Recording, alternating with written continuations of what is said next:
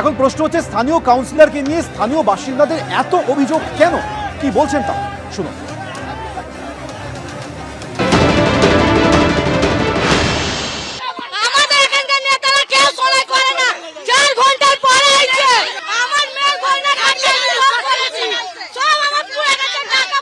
অভিযোগ কাউন্সিলরের বিরুদ্ধে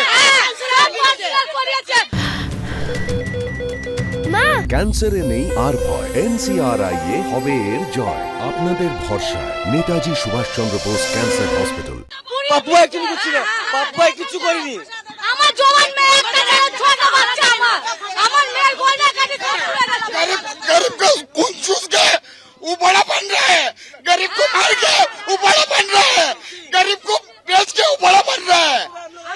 স্থানীয় বাসিন্দাদের অভিযোগ যে তিনি তাদের পাশে এসে দাঁড়ান না, তাদের সর্বস্ব হারিয়ে এই মুহূর্তে তারা দিশাহীন হয়ে পড়েছে।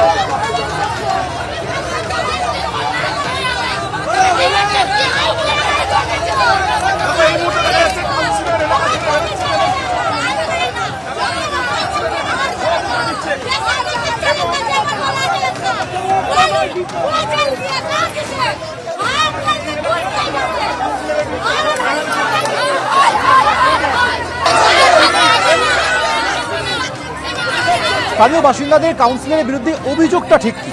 নারকেলডাঙ্গায় গুদাম থেকে অগ্নিকাণ্ড, তোলা নিয়ে এই গুদাম বসিয়েছেন 36 নম্বর ওয়ার্ডের তৃণমূল কাউন্সিলর শচীন সিংহ।